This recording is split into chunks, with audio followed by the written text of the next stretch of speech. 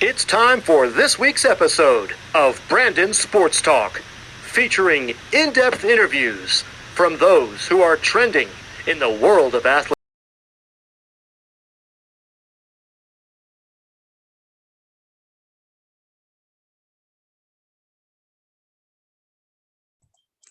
Welcome back to Brandon Sports Talk. In today's episode, I have the privilege to interview Mike McClain, who is an area scout for the Texas Rangers. How are you doing today? Good, Brandon. Thanks for having me on, taking some time. You're welcome.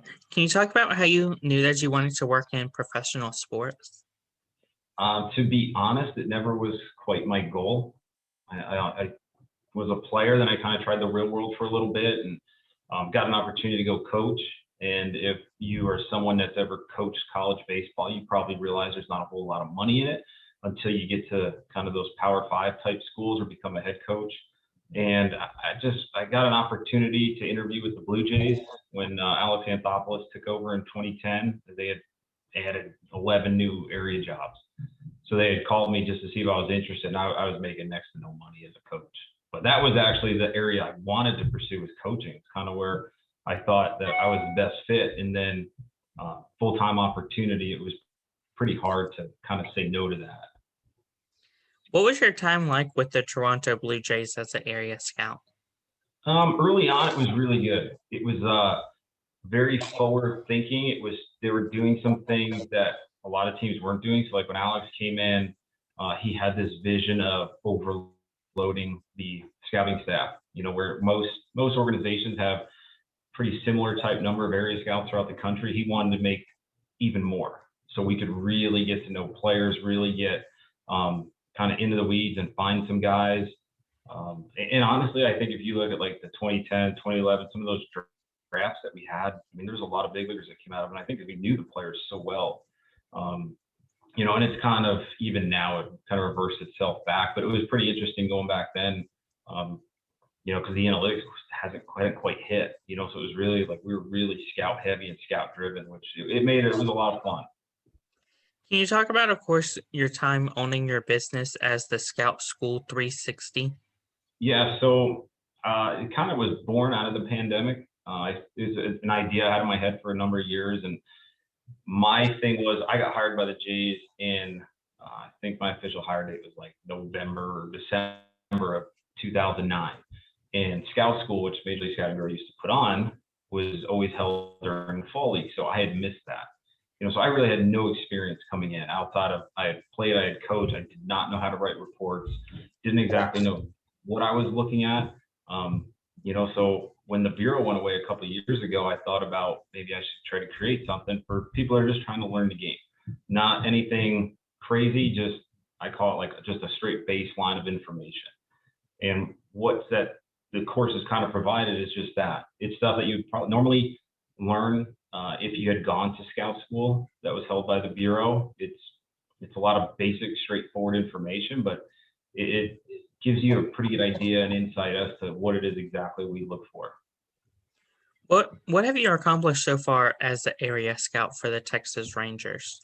It's hard, man, to say, like, and we always talk about this, like, how do you evaluate yourself to the scout? And I think all you can do is really self-evaluate. It's not up to me who we select out of my area. Sometimes it's luck of the draw.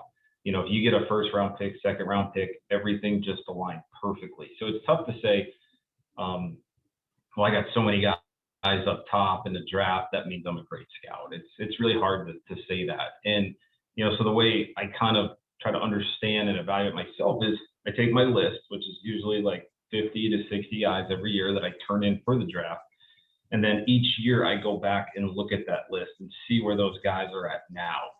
And it's the only way we really can get better as scouts. I think the guys that I've been able to sign here, have been contributors. Not all of them made it to the big leagues, but been contributors at some level, bringing in good players that can maybe be a part of trades, that can add value to the system, good makeup kids that, go out and, they're positive influences in the organization.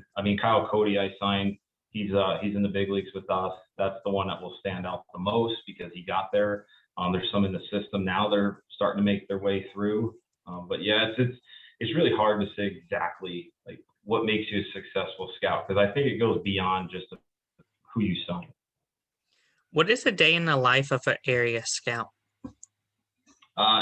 No day is like the last, like the next. I'm in the Midwest. It changes on the daily. Yesterday was decent out, and today we had a wintry mix. So it's early on. You're usually, especially during the season, you're trying to keep track of how guys are playing, not just the ones you're seeing, but throughout your whole area. Who's pitching when, staying on top of your rotations, staying on top of your reports, making sure you have all your paperwork in.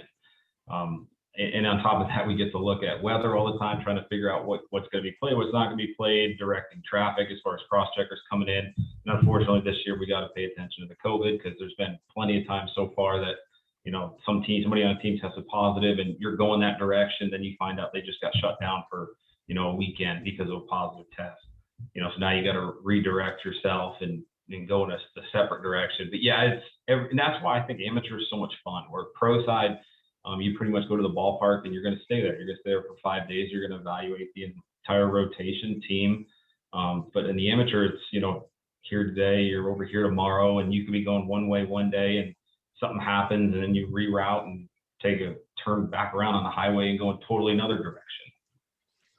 Whenever you look at, of course, people on the professional level, people that are getting that you are getting scouted, what do you look for in them? So on the surface, you're grading tools. You always hear about like the 5 tools of a position player, and then we have a profile. Each position has a profile. If you play up the middle of the field, it's going to be more defensive oriented. You go out to the corners of the field, it's going to be more offensive oriented. Now, I think even in today's game, you're probably seeing more just offensive in general. And on the mound, we look for stuff. We look for big physical people that can, you're going to be able to go out, that you believe you can start.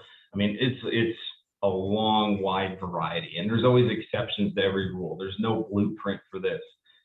There's guys that you think like this guy will never play a lick in the big league, and next thing you know, he's there for 10 years. So there's no exact science, and that's why I go back to like the self-evaluating, trying to see how you were on certain guys, because it's a whole lot of comparables. You're comparing this guy to that guy, and then that's how I like this player because he reminds me of so and so that I saw that's now in the big leagues. That's kind of how we do it. What is something that you learn now that you didn't know before becoming an area scout? I would say the one side that's gotten really important, I think, is the makeup side. And when I first started, you were pretty much looking at just the player, I thought, just to evaluate. And then when I got to Toronto, man, they really pushed the makeup side really hard. And I think it's even evolved even more now, because it's knowing the player away from the field. What do they do away from the field? So it's not just show up at the game. What can they do? What do you like? Tell me everything else you can possibly know about them. Because everyone that usually gets to the big leagues, in most cases that I've seen, there's something special about them that happens away from the field. It's the work they do away that maybe you don't see on that day. That is what makes, what drives them to get better every single day, to overcome all the adversity that they're going to face. I think that stuff becomes so important. Can you talk about, of course, the challenges you face as with your job? It's a lot of traveling, so you might not have a lot of family time at home. Yeah, that's probably the hardest part. I mean, I got 3 kids, wife, and I'm sure you can see this is the toys outline this room. I guess if there was any positive out of the whole pandemic, it was a whole year pretty much that you got to be home with the kids, but at the same time was an adjustment. Come this year when it's like, hey, I got to go back out on the road. I think on the amateur side, you can try to balance it out a little bit. I mean, I covered 5 states, but now we're nestled right in the middle where I can get to a lot of places to get back. You start making long drives and, sometimes driving through the night. But if it means if you can get home and you can wake up with the kids and take them off to school, it's that stuff's important. And, when I was single doing this, I'd go out on the road for 3 weeks at a time and never cared to go home. Yeah, definitely a lot different now with a family, but, you kind of just do what you have to do in order to get home and be a part of some of those events and things that they're doing. What advice would you give upcoming future baseball players that are looking to get scouted to play in the professional baseball? I would say, I mean, and it goes back to the makeup. And I tell when I talk to younger kids and teams, I always bring up the makeup side. Like, if you don't think I'm going to call your coach that you had when you were 16 or 17, like, you're crazy. It's going to happen. And I'm going to call people that have no vested interest in you whatsoever. So it's the people that maybe didn't recruit you, or, you know, the person you paid to go do lessons with. I will call all those others that maybe, you know, have seen you, been around you, a coach from, you know, same organization, but another team. I always cross-check the references. You have to. And the people that are non-vested interest in players give me the best information. That's wonderful advice. What advice would you give upcoming people that are looking to get into area scout? It's really hard to say exactly what this landscape is going to look like in the next few years. Obviously, things are changing. The minor leagues are shrinking. Everything's becoming more nationalized now, especially with the whole data and the analytics stuff. Number one thing I usually tell people that are trying to get is diversify yourself. Don't just try to be a scout. You know, yes, understand, learn how to evaluate, but then go understand the analytics side. Understand the different, like TrackMan, for instance. It's just another. There's a whole lot of things that are coming into scouting that are kind of pieces to the puzzle. And understanding all of them, that's why I say diversify yourself. I think that's the best thing you can do. So you're not just an evaluator. You're not just an analytics guy. You want to be all those things. Understand them all. So now you're jack of all trades. You have way more value going that route. That's amazing advice. Where can my listeners find you at on social media where can my listeners find you at on social media? Twitter, it's just Mike Medici6. Scout School 360. LinkedIn, I think it's Mike Medici 10 or 6, one of the two. Or you can just go to scoutschool360.com. Thank you again, Mike Medici, for your interview, and best of luck in your future as an area scout and with Scout School 360. Appreciate it. You can find Brandon Sports Talk on Facebook at Brandon Sports Talk, Instagram at Brandon Sports Talk, Twitter at Talk_Brandon, and you can find me on YouTube at Brandon Sports Talk. Don't forget to like, comment, and subscribe. You've been watching Brandon Sports Talk. Please feel free to like, share, and subscribe to Brandon Sports Talk on social media and on YouTube.